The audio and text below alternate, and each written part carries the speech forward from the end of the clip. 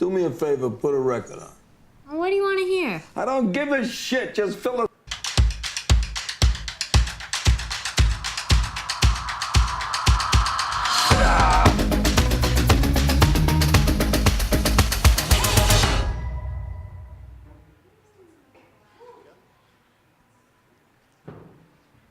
Hey everyone, thanks for coming to the decade where we're celebrating 10 years of Vimeo staff picks. My name's Ian Durkin. I'm a senior curator at Vimeo, so I've been helping out choosing those staff picks for the past 5 years, and I've been at Vimeo for the past 7 years. In those 7 years, I've seen a lot of films, a lot of filmmakers, but there's a select few that when they upload a film to Vimeo, everyone drops things at the office and just checks out that film. Among those are Daniels.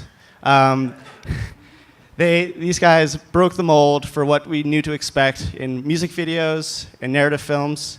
Since 2010, they've had 13 staff picks to their name. They won the music video prize at our 2012 Vimeo staff pick or Vimeo Festival of Awards. They've gone on to create commercial content for brands like Nike and Levi's, making music videos for DJ Snake featuring Lil Jon,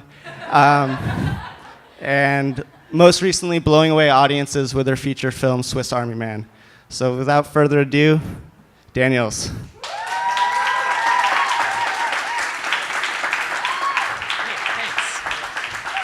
Thank you, guys.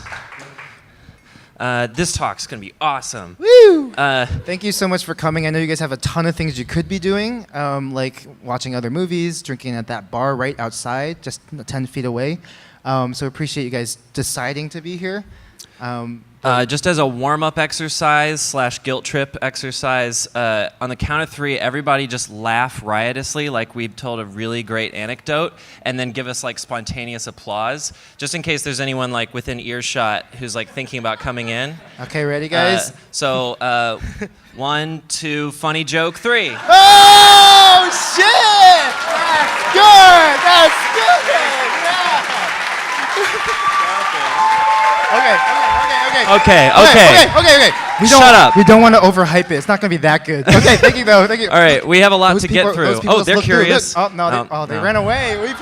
You guys did great. That it's was not awesome. your fault. Okay, every now and then we might ask for that just to kind of keep the people outside on their toes. And to keep our egos Exactly. happy. This is called Who We Stole It From. We thought it made us neurotic, the idea of coming and giving a talk, and then we thought it'd be funny if we spent most of our talk trying to convince you that we're not that original and that we stole most of our ideas from other people and places. But before we talk too much, we just want to start with a video that we did early on in our careers. This is a commercial. Go back to 2011 when we were much younger and dubstep was very cool. So here you go. You could turn it up.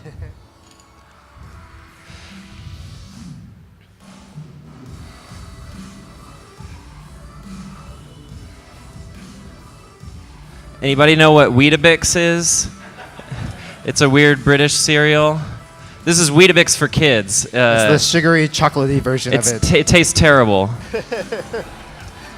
But we built 8-foot costumes, and there's breakdancers in them, so that's what the bears are. Is mostly just one dancer.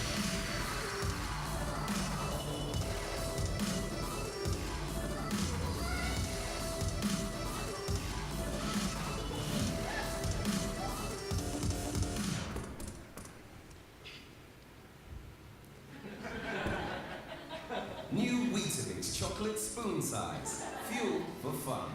Cool. So that was probably one of the yay! Cool. Commercials. But here's another short film that's eerily similar. We did not make this. I don't know how this happened.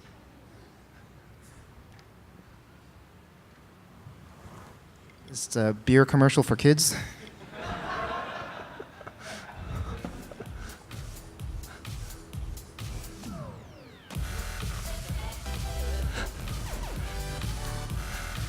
So a friend sent this to us being like, yo, there's a like a cider commercial that's just basically your Weetabix commercial, but a Is little it bit Russian? better. I'm not sure which I think country. It's actually from Georgia, not the state, the Eastern European country. It's from Georgia, and they loved our commercial so much they decided that, hey, why don't we just do the same exact thing? But their bear costumes are clearly better. Yeah.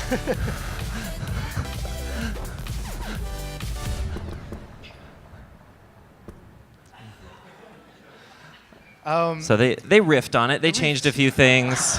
I think product. her shirt's a little different. Yeah, mostly the product's different. There's yeah. 3 girls at the end instead of 2 girls and a boy. A little bit more progressive. So it's a than little we more were. progressive. Yeah. So that's someone stealing from us. Yeah, I know. You thought we were going to talk about people or us stealing from other people. Yeah, this but whole really, thing's about. We're just shaming other people. This Yeah, talk. we're This real is- bitter. So yeah, we just want to talk about how like the creative process and how you can go from something like this to something like this. I just love that the bear can't get up at the end. he's trying. But before we get into that, I just want a really quick, brief overview in case you guys don't know who we are. This was us at Sundance a while ago. We're just a joke I'm team. that one. Yeah, that's me. We're mostly the same, I think. We've been to South by with a few music videos. But we also love doing things with Vimeo. We were at the first Vimeo, or the second Vimeo festivals. And we gave a talk 2012. called The 99 Secrets to Success in Filmmaking. And we had been making movies for about 1 year, and we didn't finish the 99 Secrets. Yeah, so today we're gonna. our goal is to talk really fast so we can actually get through it all. We got 50 slides and 50 more minutes. Yeah, we were really self-conscious at that thing, so we had confetti and candy, and you can see we gave people baseball bats. I don't remember why, but I'm sorry we didn't bring any confetti or candy today, but we brought gifts. So this, for those of you who don't know, this is some of our work. We made Swiss Army Man. That's a Chromeo music video about ladies getting pregnant from rock and roll. A Foster the People video. That's Dan Kwan's starring role in Turn Down for What? Tenacious D battles. So like we were saying before, a lot of people think we're super creative and doing really innovative, interesting things, and we just wanted to take this opportunity to show you exactly where we took it all from, so that you guys don't have to blow smoke up our asses anymore and just be like, okay. And Vimeo will never invite us back. Exactly. So to continue the conversation, Before we do that, here's one more thing we made. Yeah, This is another commercial we made. We just love showing commercials. Hey, pass me a kickstart.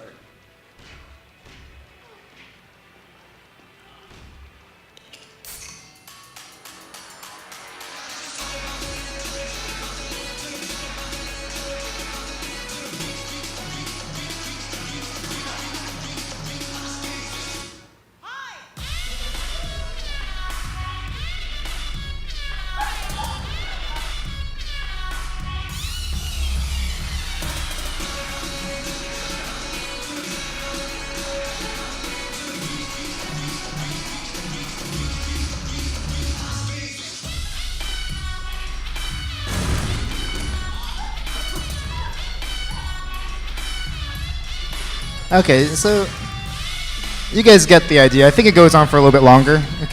We'll just pause that for now. So that was a Super Bowl spot for Mountain Dew, another terrible product. Wait, who's that? I don't know. I think he has something to tell us. We actually didn't make that video. That was Keith made by Schofield. another guy. Yeah, another guy, another director who's super talented. Obviously, he did a really great job. It's like really well executed. You guys were laughing, having a great time. When it aired, a lot of people messaged us being like, "You made a Super Bowl spot. Congrats on the Super Bowl spot," or asking if we made it, and we had to be like, "No, that was made by somebody else." My dad, having a very super sharp eye, knew we didn't make it, and he sent out this email to my family just saying, "Looks familiar." And that's his mom's response. And just to be clear, my mom is defending a video in which I break things with my dick. Yeah. At first, she was not proud of that video, and then she became so defensive. Yeah. And so the funny thing about this, though, is Keith Schofield is a really good friend of ours, and he's an incredible music video director, commercial director, who we've been following since college, and probably even before then. And he bumped into Dan at an event and admitted to him that, like, when he got involved in that commercial, he didn't realize that the ad agency really was going to push things towards Turn Down for What. And so he's really apologetic, and he just wanted to tell us that in person. And it was really a sweet thing, but like ultimately I was like, you don't have to worry, dude. We've ripped off everything from you, so don't worry about it. Basically, So here's a few examples of things. Yeah. This is our first music video we ever made together. It's called Underwear. Here's a clip. Yeah, it was just a little clip. Ooh, can turn that a little bit. Turn that right.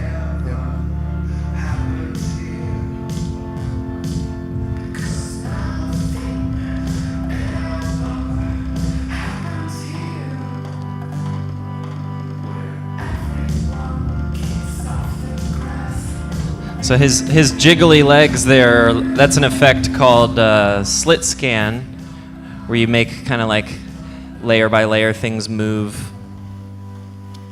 at a different pace. So that was something that we wanted to try because we saw it in a Keith Schofield video, and we were really excited to be like, hey, let's put that in our video and see what happens. So here's Keith's version. It's much better. It's much cooler. It's like super well executed. What's the band called? This is Mims, Move If You Wanna. It's pretty good. But we Solid stole song it. Um, too. So sorry, Keith. Sorry, Keith. From that same exact video, we tried this is another little beat from the video. I was learning After Effects at the time, so I was Yeah. trying to steal as much as I could. So here's another clip from something. Oh, ooh, hoo, hoo. There you go. So we were trying to motion track the camera to my dance moves. This is Kinda like us during college when we were just screwing around trying to make things really as interesting as possible. So we're just putting dust in things and crazy lights and all that other stuff. But again, this is just a This is Keith's version. much cooler, much more dynamic, just really interesting. Yeah, so again, it was a stolen idea. And this was just our first video, too. And they were accidental steals, Some of but them were like accidental, at the time yeah. we were just like cruising through Vimeo, watching every music video we could. Yeah. This next one, we didn't steal from Keith Schofield, but we'll show it just because we're talking about stealing stuff. That's young Dan Kwan. I left all my laundry in the laundry room, and I got all my clothes stolen. So after this shoot, I had like one pair of everything.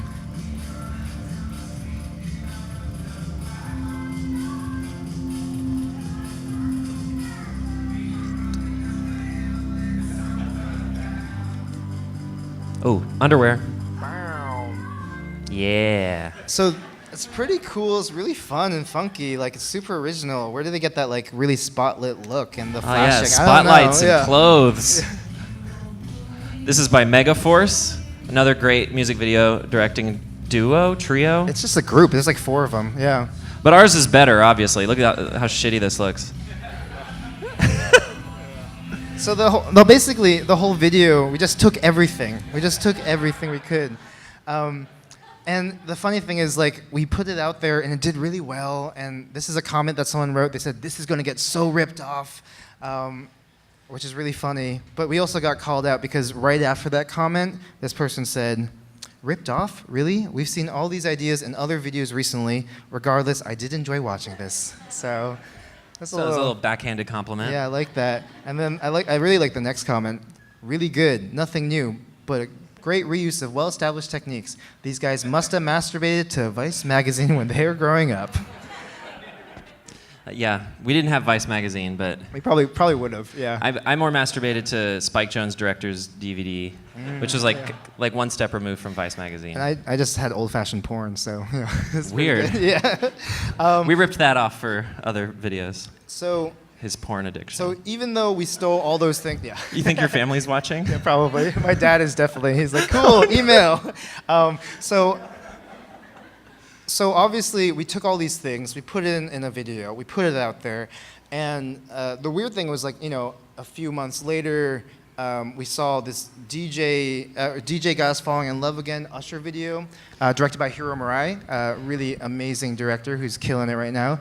And he actually admitted it to us later that when he was making this video, he was just watching our underwear video and showing it to his post-production crew and being like, let's just try to get this edit style, let's try to get this this look.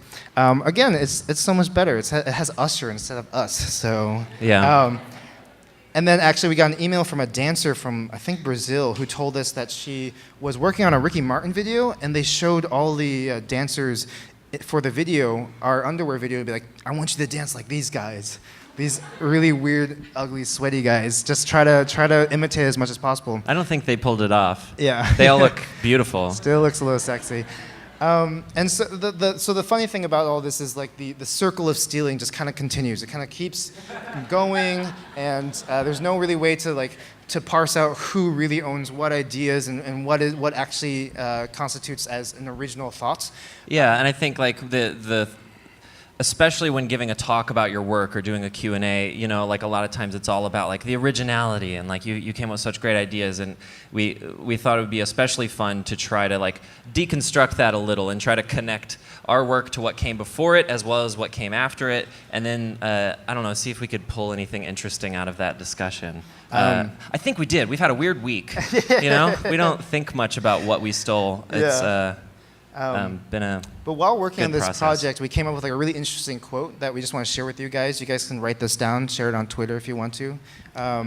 Good artists copy, great artists steal. You're welcome to take photos of our slideshow and meme it. It was really weird though when we were Googling it. We were like, oh shit, Steve Jobs. Similar quote. But he's always stealing shit, so I wouldn't be surprised if it was actually him taking he from put us. he had an ellipsis at the end. Yeah, but I think he either stole it from us or maybe Pablo Picasso. Right. But he has a period at the end. Right. So, yeah. See, it's iteration. Creativity is all about that evolution. I saw it somewhere else. I think. Stravinsky. Oh yeah, Stravinsky said it, but without quotation marks. Right. Yeah. And actually, this entire bit is actually just taken from Banksy. So there's nothing actually. There's nothing original. You guys hear this all the time, but I do think it's worth reiterating over and over again just because it just goes against what we want to believe. We want to believe the narrative that individuals have incredible creative brains who are able to just come up with wonderful ideas. But in reality, I do think a lot of it comes down to timing and just being in the right place at the right time. Like, I think our first video ever was a complete accident. It was just a camera test. But it timed out with Vimeo and Canon 5Ds and the internet. And After Effects. And all these things just happened where I was teaching him After Effects. He was teaching me live action stuff. We happened to be really obsessed with Vimeo. And we just did a camera test late at night, 3 in the morning. We put it on Vimeo. And they gave us a staff pick. And we're like, what is going on? That took no time or effort. And somehow someone wanted to share that with other people. Yeah. Which was really important for us because then we were able to kind of go back and think about it and dissect it. But the actual moment of creation was not a genius aha epiphany. In fact, I thought it was just going to be a stupid test. But we don't have a clip from that. What we do have is we thought it'd be interesting. Let me see if I can click on this. If we just show you, I think I'm on Wi-Fi. Are you on Wi-Fi? No likey. No likey. I'm on Wi-Fi, but it doesn't want to work. Oh well. All right, so you guys are all filmmakers. You have a really good imagination. Let's just, Okay, so now this page is just our Vimeo likes. Just the page. It's like 22 pages of Vimeo likes, and we were like scrolling back through them, and we kept coming across. Right as we would come out with a certain video, you know, like the months prior, we'd been watching things that were, you know, kind of circling that idea or been inspired by something like that, you know, 3 years earlier. And so a lot of our work and a lot of the things that we stole from it, we actually owe it to the Vimeo community and the things that we just kind of consumed while we were just hoping to get as good as everyone else on Vimeo. So you can imagine one of your videos is probably up there. You know, you can be like, oh my God, I made that. That's awesome. They stole from me. So in conclusion, to answer the question of who did we steal it from, it was probably you. Probably you, especially Kirsten Lepore. Yeah, we stole from her for sure. Yeah. Anyone else we stole from? I don't know. Oh yeah, the Borscht Collective. Yeah. We've got people from Oh, them yeah, here. we stole from them. You guys for Thanks, sure. guys. And so we just wanted to do kind of like a candid discussion from about some of our work, kind of open up the curtain and show you specifically shots that we stole, ideas that we stole, just to kind of demystify the creative process. So this is one of our better known videos, and so we thought it'd be a good one to try to like reflect on in particular. Yeah. Here we go. So to start, we wanted to talk about our treatment for it. For those of you guys who don't do music videos, commercials, or even short films, you have to write a treatment every time you make something, because this is the only way for people to mind meld and be like, I'm on the same page as you. Right. Even if you're pitching a restaurant, you have to like pitch comps and be like, oh yeah, Totally. this restaurant opened this way, and then you start stealing other people's business models. Right. Unfortunately, in order to do that, you have to. There's inherent stealing involved with the process. You have to take, like, this image is from a music video that we had nothing to do with. This image is also from a commercial we had nothing to do with.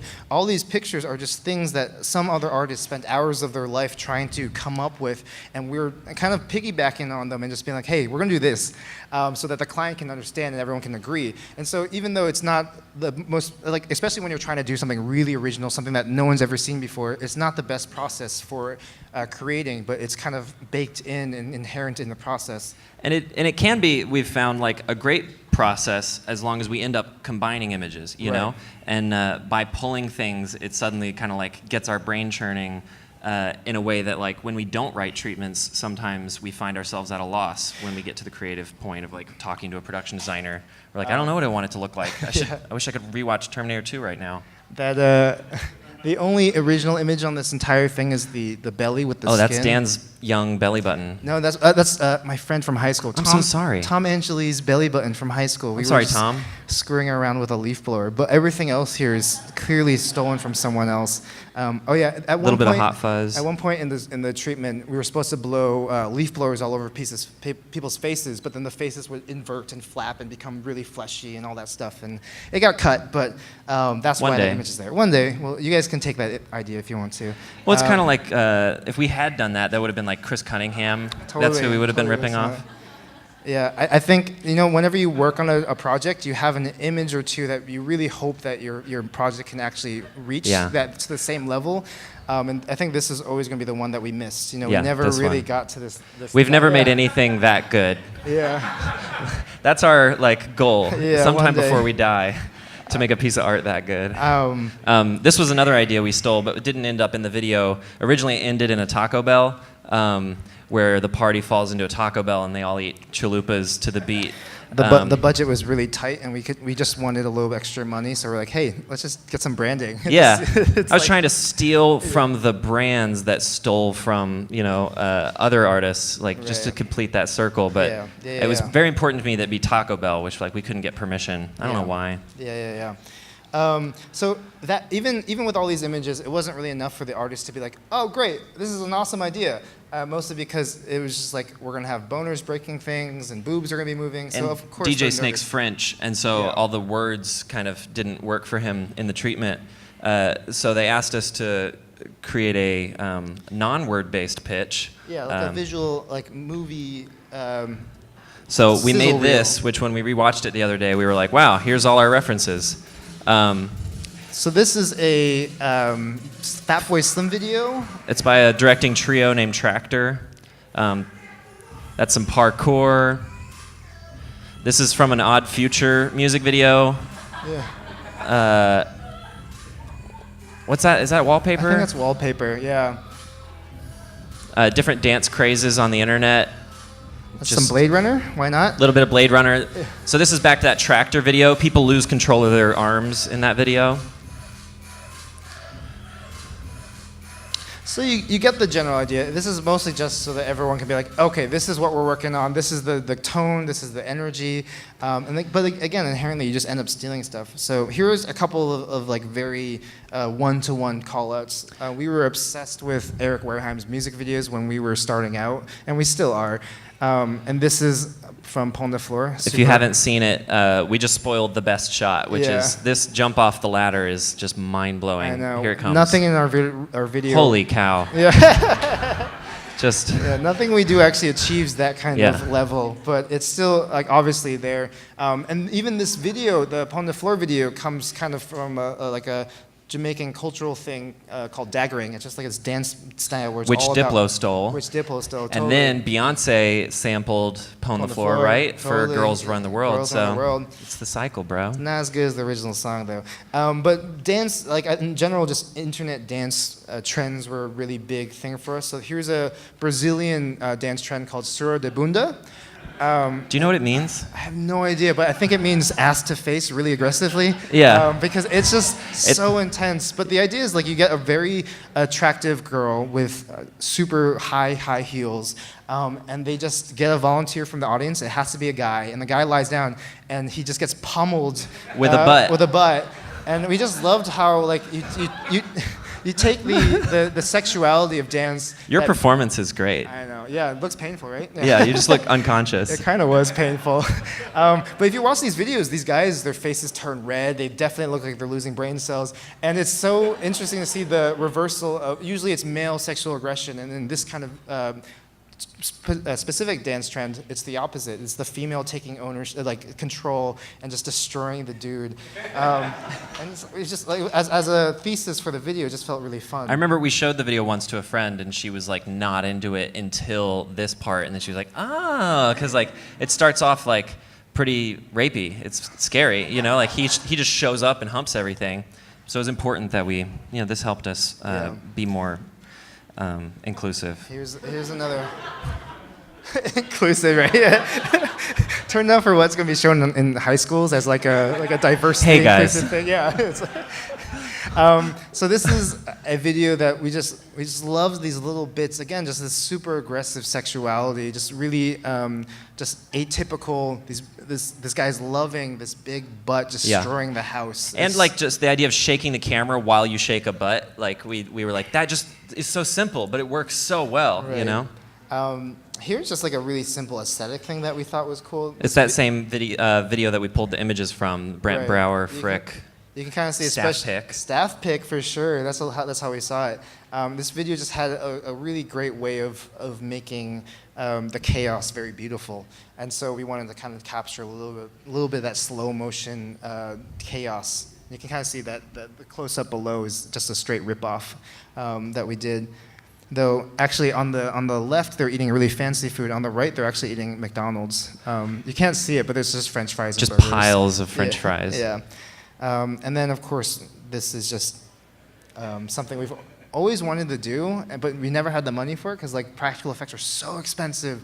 But we're just like, let's try this and see, let's put in the treatment until someone tells us we have to take it out. And no one ever told us to take it out, and it's just great. And obviously, it's sort of, it's like skirts the line of that pastiche homage thing. And Yeah. so it's not straight stealing, but I still like to think we just took it. And that's my neighbor, Nathan. Oh. He was a terrible It actor. was really bad. Originally, we told him to like act surprised, and then that wasn't working, and we did like 20 takes, and then finally we were like, just don't do anything, just take the Yeah. phone away. Just hold the phone. He nailed it. He nailed that part. So So why are we talking about this? I don't know. It's funny. Yeah. We're talking about it because, for a couple reasons. This is when I get on my high horse, is what I call this section, where I want to, yeah. So, this is my TED Talk. Creativity is what makes humans a unique species. No other animal is capable of abstract thought, right?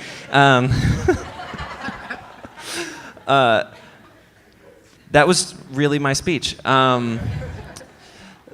I've been, the longer we've been making stuff, we started out just kind of like wanting to be funny, and then the longer we made weirder things, the more we wondered like, why are we doing this? And it's made us really fascinated by like creativity and like reading about what it means. I've been reading this book by David Eagleman, who's like a neuroscientist who's super dope, who's from Austin, Texas, called The Runaway Species, and it's all about creativity. And there's this one term called repetition suppression, and it's just the neurological fact that like when a brain gets used to something, it displays less and less of a response each time it sees it. So that sounds obvious, you know, the more times you show someone like a dead dog, eventually they're desensitized to it. It's like Dead dog. yeah, desensitized, right? Or That's the worst example. or like the more you show them, like if you show a kid the same candy bar, you know, after 100 times the kid's like not as excited as the first time. But that's like the process of like if you take that to a macro scale, that's why human beings relentlessly create, is because no matter how good the book you write today is, at a certain point, once everybody's read it, repetition suppression kicks in and it becomes kind of auto-programmed and it's not so special anymore. Kind of like our videos. I feel like people just watch them over and over again, and now we're kind of old hat. So We are, yeah. we're So now kind we of- have to come up with some new shtick. Exactly. Starting today. Yeah. Which is, I thought that I love connecting like biology to like why we can't stop making new things. Why are we not done writing books? And then he wrote, our constant itch to combat routine makes creativity a biological mandate. The innovative drive lives in every human being, and the resulting war against the repetitive is what powers the colossal changes that distinguish one generation from the next, one decade from the next, 1 year from the next. So where does stealing come in? Oh, we're almost there. Oh, come on. So, but that is why human beings are different than other animals. Like, we are capable of hypothetical thought. So stealing comes in because the heart of creativity is stealing. Like and he goes into the book talking about how, like, you know, as innovative as things seem, there's always like a cultural thread leading to something. So there's like a whole chapter about the iPod and how Steve Jobs even admitted that like there were 30 little inventions that had been invented in the 30 years before the iPod, and it was only by combining those ideas, stealing all of them, copywriting all of them, and being in the right place at the right time that the iPod came out and Steve Jobs got all the credit. Even in nature, evolution only happens when you replicate and then you mutate. So it's the stealing, and then it's the thing that fucks it up, something that just kind of changes up just a little bit. But those things come very slowly over time.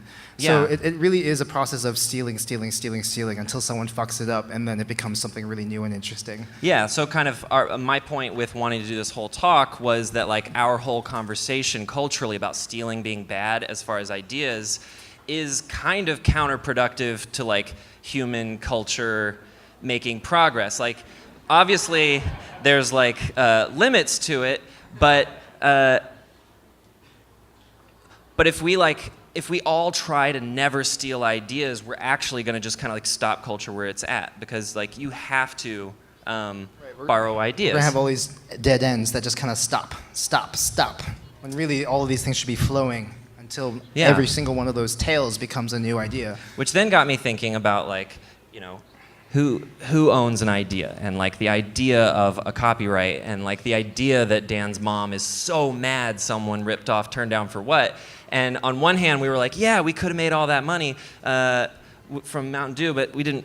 But on the other hand, you know, then we think about who we stole from, and it's like, no, that's a really like unconstructive way to think about the creative process, to think about like siloing off your ideas and be like, woo, these are mine, no one else can touch them, I have a thing, I have an aesthetic, I invented, you know, tilt shift, or cameras zooming in and out with dust in Sorry the if you guys foreground. do tilt or, shift. We're not slamming you. Sorry. no, I love tilt shift, but it's like, you know, at first when that started spreading around, I was like, oh, they're stealing from that guy.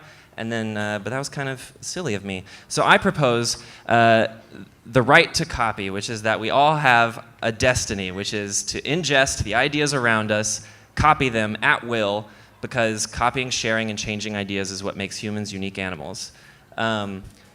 Obviously, there's a limit, you know. Sometimes it sucks when, you know, Georgians just full-on rip off your Weetabix commercial. Although That's kind of funny. I think that was actually a good thing in the end.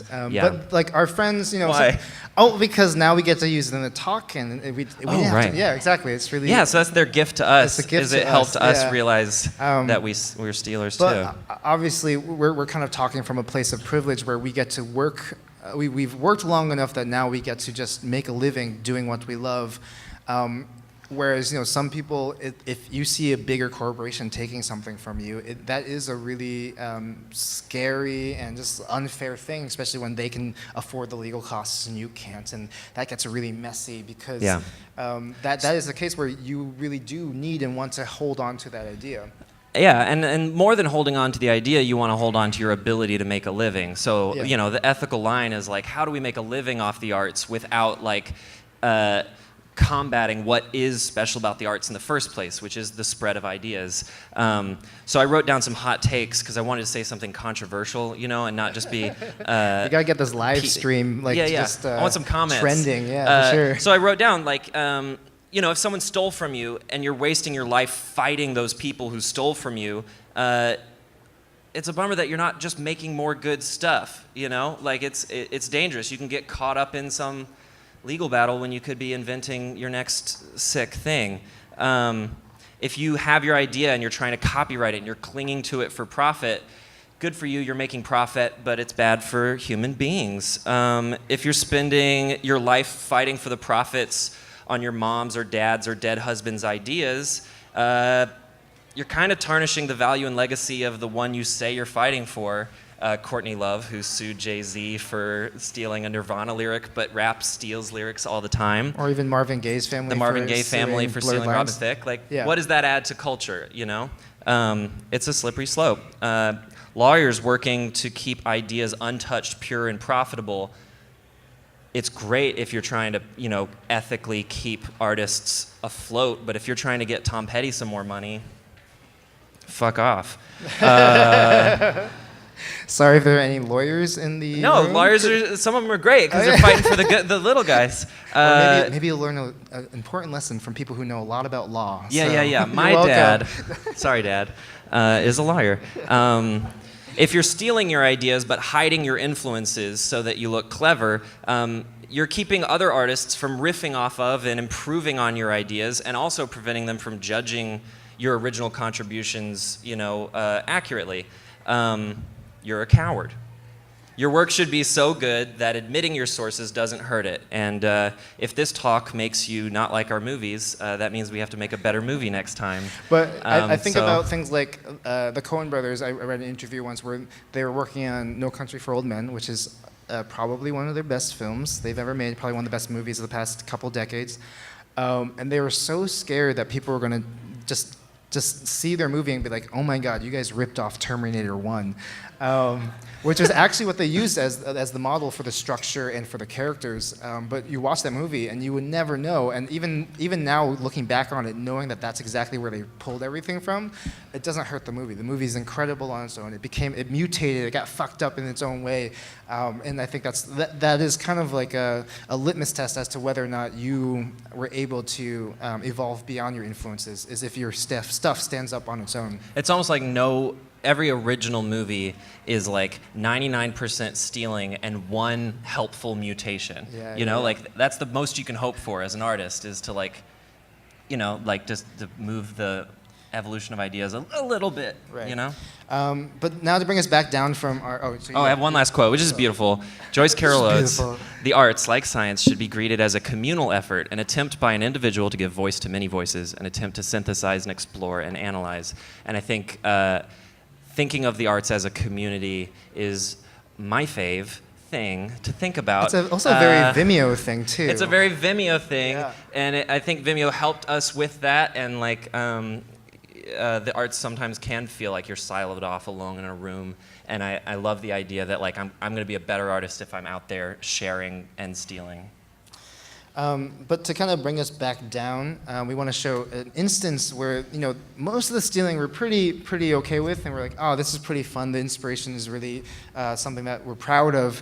And then just a couple things where we're like, ugh, we kind of missed the mark. We kind of overstepped our boundaries, and maybe that gray area of stealing, we kind of overdid it. So this is a short film of ours called Interesting Ball that some of you maybe saw. One of you is one of the stars of. It's 5 different short films. This one is me getting sucked into Dan Kwan's butt. As a metaphor for friendship, yeah. This is a lady chasing her refrigerator that's actually running, as a metaphor for letting go of your dead loved ones. This is like a fat old Asian guy on a date with a young girl, as a metaphor for love being inevitable in an infinite number of, I don't know. There's the story of a red ball that cuckolds a guy. And then there's a story of a bunch of bros who hug so hard they turn into like a big bro former. So we're about to. Yeah, we're going to ruin it, but go home and watch it if you haven't. It's stupid. So the idea of Interesting Ball was kind of just let's take all the worst ideas we could think of and just put them all into one thing and see if we can elevate it to something more beautiful. But in that process, we inherently just kind of started accidentally just taking ideas that we had heard from other people. So this is a drawing of my friend Justin Becker. He was the one who actually pitched us the idea of Interesting Ball one afternoon, and then he immediately regretted it and said, like, that's a dumb idea, don't ever make it. But his idea was like a bouncing ball, and then a guy shoots it with a gun and screams, "That ball fucked my wife." And we were like, all right, I'm filing that away. That's that's going to be the beginning of a short film. Yeah. Yeah. And then the Broformers is actually a rejected music video concept by our buddies, the Brewer Brothers. They have a staff pick here. They did a Passion Pit video, but they pitched this video to Skrillex about Skrillex taking a bunch of Jersey bros, like their girls. He just takes their girls and runs away like a creature, and all the bros turn into a big Voltron and just chase down Skrillex. And we loved the idea so much. We even told them, like, we'll co-direct it with you just so we can make it, just in case that helps put that image in the world. But Skrillex still said no. And then a couple other influences and steals. The running fridge was actually an idea my friend Dustin came up with me years prior, and it just ended up kind of like thematically fitting in. We actually came to South by Southwest in 2013, right before we made Interesting Ball, and saw this film, Post Modem, which is by the Borscht Collective. And we loved it. It's 5 little stories, maybe more than 5. I can't remember. It was just really great in the context of a shorts block because there were a lot of like really awesome, beautiful, dramatic shorts. And then this one was just kind of placed in the middle. And was fucking bonkers. And literally, there's a scene where an actress swims naked into the ocean and then comes out in one of those water jet packs, like as like choir music plays, and the old lady sitting next to me hated it, and I couldn't stop laughing, and I was like, I could only dream of making something this incredible one day. So this is like one scene in their movie that has like a crazy vortex, and then Interesting Ball has like inside the ball we see the galaxy later. That same day at South by, we saw a movie called Upstream Caller, another insane movie, and we were like, damn, if we could make something that cool one day. That esoteric and artistic, that would be awesome. Just something no one can understand. So we tried to make our version of Upstream Caller. That's me going in the butt.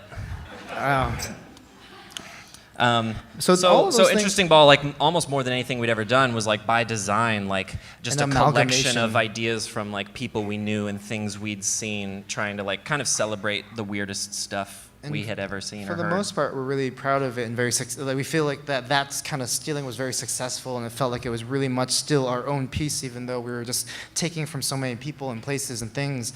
But one aspect of it that we still feel a little weird about is actually the score. The score is something that, if you guys have seen the short, you might actually recognize from other things. So this is from Upstream Color. This is one of the central themes of the movie.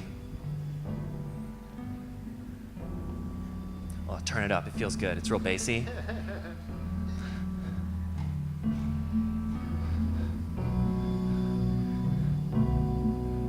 And then here's a totally original track that we did all by ourselves. Yeah, and then by coincidence, we'd never had heard that song, and then our composer made this. And this is one of those instances where the Shane Carruth song isn't so specific and so noticeable that people were calling us out for it or anything like that. But it was still something that for us we were like, okay, this is. I wish we could have gone a little further from the original. I wish we could have pushed it a little bit better. It's actually like an ongoing debate Dan and I have is like with temp music how to best score a movie. And you know, as much as we're up here saying like stealing's great, sometimes you feel kind of weird when you steal. There's this like weird gray line about like artistic creative integrity that kind of is very subjective specific to every person. Yeah, and it's way more important to him. And I just like, yeah, let's steal like crazy. It's not shoot. gonna play. I forgot we don't have internet. My But bad, guys. have you guys ever seen that like YouTube clip where John Williams' Star Wars theme is dissected into like 3 songs that he and Lucas have talked about? Like, oh no, those were our temp songs, and we just combined this like Western score with this other classical song. And you can go on YouTube and you can just search like Star Wars theme song, temp, ripoff, whatever. So like the most iconic film score ever actually has like almost like 1-to-1 correlations to these really great classical songs. Yeah, You know, it's like, about as close as Under Pressure and Vanilla Ice. Right, Like totally, it's literally that totally, yeah. close. Like so he takes from Holst, he takes from Stravinsky, he just takes from all these classical composers, and the reason why they're so good is because these people have been these geniuses that came before him were able to just work on this music for a very long time. I almost feel like there's something funny about like music. They've started legislating like what is a good steal, like what's an okay steal. Like you can't steal a melody, but you can steal a chord progression. But like no one's done that with film yet. But it's kind of true of all the arts. Like it's a real gray line. And so this next little bit is probably the most embarrassing steal from the score. You guys will listen to it and be like, oh, you guys suck. But by the way, Alessandro Tabora, our composer, just a multi-instrumentalist genius. And we're the ones saying like, hey, we edited our movie, it works. It needs to fit this structure that M83 invented.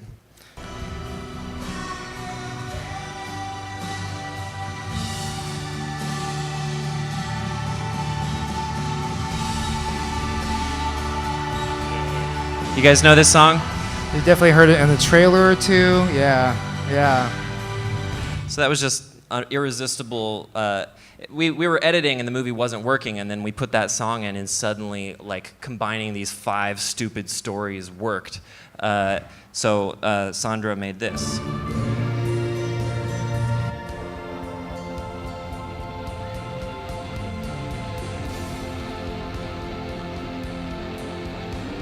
It's pretty close.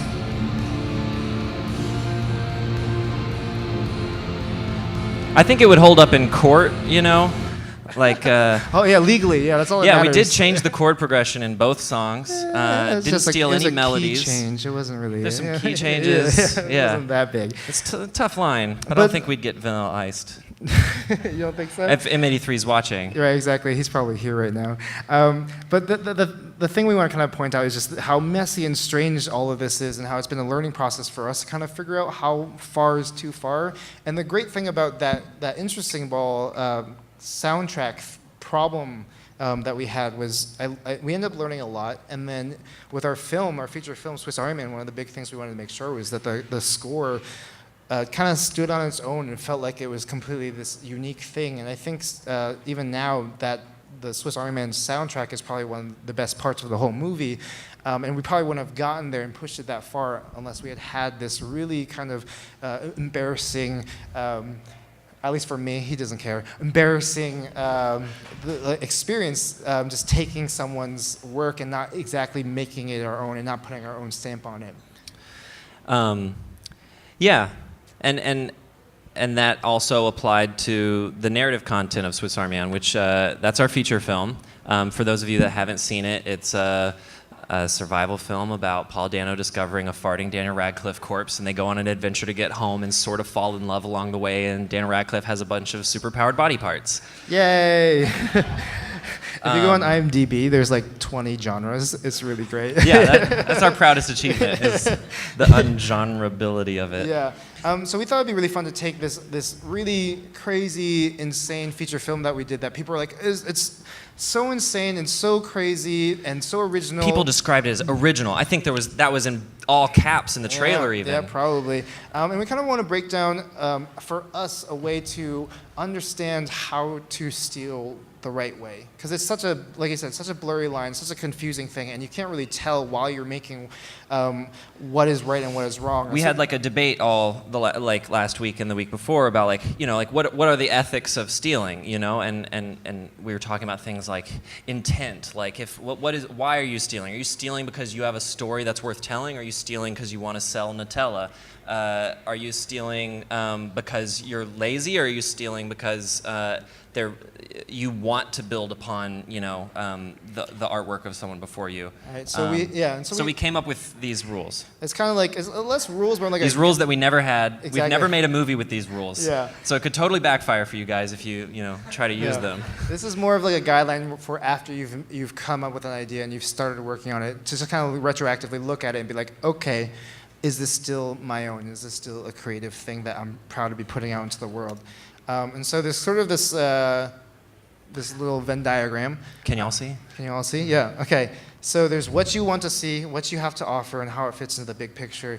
None of this stuff really inherently specifically addresses stealing, but I do think by taking your idea and filtering it through these things, you will come out with something that like kind of have to be yours. It will kind of have to be something that only you can make. And that's like a really hard thing to gauge sometimes. Yeah, and I think we messily stumbled through these genres on a lot of our movies. So we'll talk about a little bit about what we stole from Swiss Army Man, and also like what we stole and then changed a little because it didn't pass these tests. So the first subject we'll talk about is the what you want to see. This is sort of what we like to call selfish filmmaking. This is like Quentin Tarantino just being like, I don't care what you want. I want this. I want to see a girl in a yellow suit just cutting up 100 people. This is my film for me. Yeah, and he's like, I want her to wear the same outfit as Bruce Lee wore. Yeah, exactly. You know, like and you just steal. And I think this is a big part of our filmmaking. It's just like, what is something that doesn't exist on the screen right now that we wish happened? Because the idea being everything that we see, everything that we have experienced and tasted has led us to want to see a movie about a farting corpse shooting across the ocean in a beautiful way. And so that means maybe someone else out there also wants the same thing. And so here are just a couple of the things that we kind of wanted to take when we were making this movie. So we thought a lot about Being John Malkovich as like our favorite, one of our favorite first features ever. We basically steal from these like 4 movies as often as we can, because when we were impressionable teenagers, we were just so into Fight Club, you know?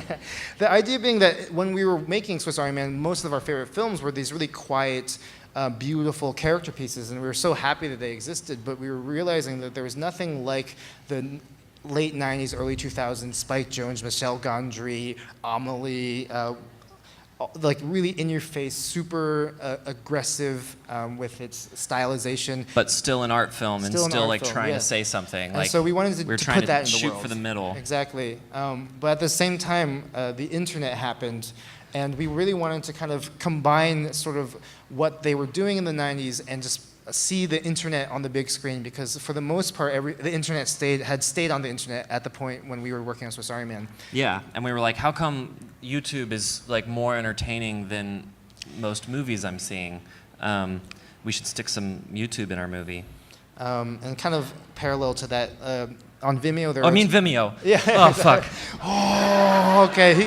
You can go home. So.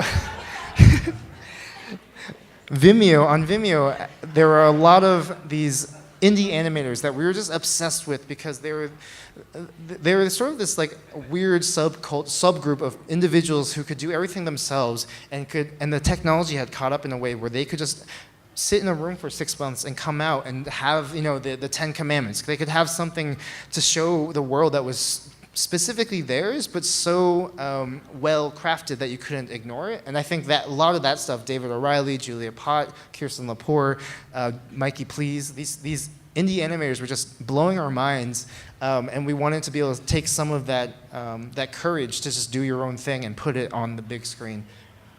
And see if we could do it live action too, which was fun. Because we hadn't seen people doing in live action what we were seeing in indie animation or anime. So that's obviously just a lot of stealing, but what you want to see is just a ton of stealing. And then there's things we accidentally stole. This is from SpongeBob. That's the David Hasselhoff boat. Right. But we wanted to just put a lot of practical special effects back on the big screen, just because we were getting tired of the CG. Also, at the time, the CG was pretty bad. I mean, I think nowadays CG is like pretty great. Like Blade No, Runner. I'm still tired of it. Blade Runner is pretty good, guys. That CG is great. But we really wanted to just kind of take that old school '80s special effects culture and put it back into a modern context. Classic 80s film, SpongeBob. SpongeBob, yeah, you know, it's just a reference. Yeah. So what you have to offer is the next one we're talking about. This is about being smart, playing to your strengths, knowing who you are, what your background is, what your life story is, and not trying to force yourself to be like, we're not Kubrick. We're not going to try to make a Kubrick film. We're a couple of idiots who just love internet videos. We're going to try to do that. We're going to try to do that and push that further. And the other side of the what you have to offer is like to take the time to like reflect and just like really try to personalize what we're doing. You know, take all the things we're stealing and then be like, yeah, but who am I and what am I like putting into this movie? Which Swiss Army Man was almost too much of that. So obviously we're music video directors, and so that was a big part of it. How can we take what we know from visual storytelling, from just applying super music video stylization, and apply that to a feature film? And then I have like a comedy background and specifically improv. He loves Whose Line Is It Anyways? Oh, That's man. his favorite. Colin Mockery said no. Yeah. So we went for Daniel Radcliffe. But we knew that was a strength of ours, was like unexpected moments, and wrote a script like knowing like, oh, if this doesn't have to be Kubrick, like he said, this can be kind of messy and be like a little bit more David Gordon Green at times. Meanwhile, I was always just like a computer nerd who I just learned After Effects really early, just watching YouTube, and I was an editor, I was doing Photoshop, I was an animator. So we wanted to also make sure that it was very visually just interesting, but also we found a lot of inspiration from the animation world and tried to apply it to this sort of messier comedic world. We're also like rugged, trained survivalists who know a lot about how to exist in the woods, and so we thought we'd make a survival film. But that's actually not true. This is what we looked like in high school and college. So even though this is all super helpful and it's great to have these kind of rubrics or rules, we don't use any of this when we're actually making. So take all of this and just like kind of put in the ball in the back of your head. And just But hopefully, like I think the biggest takeaway is just like if you're sad that you're stealing or someone calls you out for stealing, like take a second to decide if this is a conversation, you know, worth having, or if like or if they're just full of shit. Stealing's okay sometimes, guys. Let's steal from Vimeo. Right. They've got so many cameras here. Free physical buttons out there. So that is mostly what we want to talk about. I hope even though it still doesn't answer the question of like, is stealing okay and how does it fit into the creative process, I do think you guys can decide for yourself where the line is and decide for yourself what you want to put out in the world, and I think that's really exciting. But before we go, Thank you for listening to our 95-minute talk. 65, sorry. Yeah, 95. 65. How many Yeah. minutes are in an hour? Here's our 2-minute finale. We made a little video for you guys. For those of you that haven't seen the end of Swiss Army Man, here's the end of Swiss Army Man. We're about to spoil it for you. Close your eyes. Close your eyes. With a little narration about who we stole from. You want to dim the lights?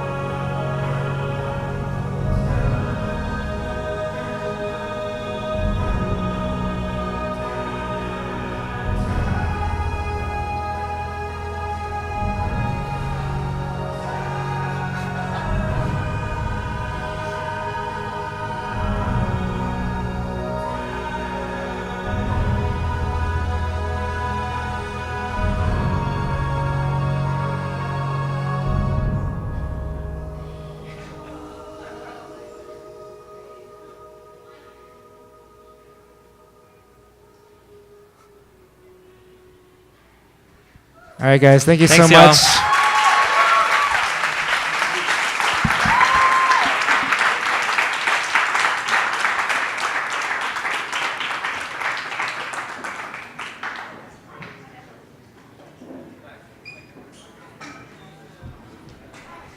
All right.